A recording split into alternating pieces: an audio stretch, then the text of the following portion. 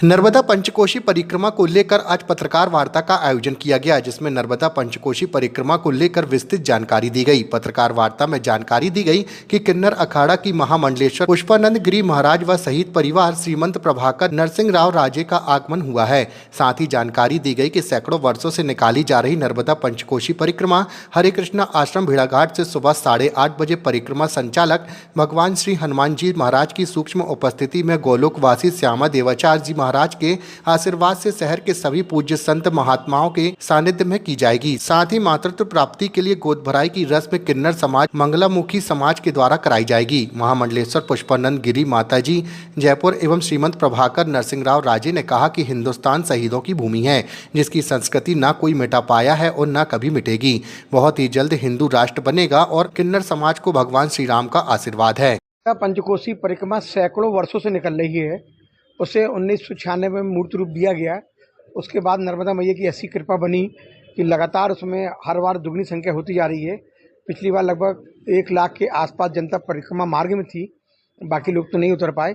इस बार प्रशासन ने बहुत अच्छी व्यवस्था बनाई है।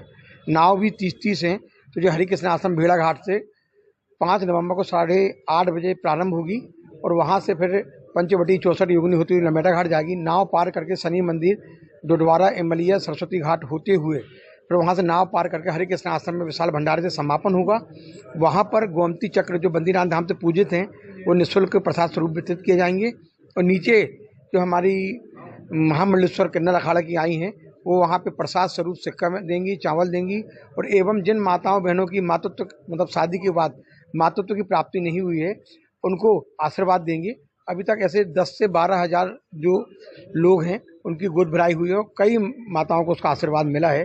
कल आप देखेंगे तो वो सब बच्चे लेके वहाँ आती हैं और विशाल भंडारे का आयोजन है। पूरा कार्यक्रम निःशुल्क है। ये हमारी नर्मदा पंचकोशी परिक्रमा किसी प्रकार का भी चंदा नहीं लेती। अन्य दान यदि कोई करता है तो उसको हम लोग मना नहीं करते हैं। पूरा कार्यक्रम निःशुल्क है।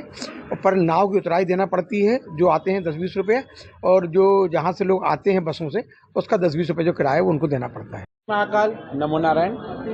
आज की जो ये प्रेस वार्ता है उसका मेन उद्देश्य है कि जिस तरह जो कार्यक्रम हमारा ये पंचकोश की यात्रा का जो अग्रवाल परिवार या हरे कृष्णा आश्रम की तरफ से जो होती है उसका पब्लिक को अवगत भी कराना और ज़्यादा से ज़्यादा लोग को इसमें पंचकोशी यात्रा में शामिल होना।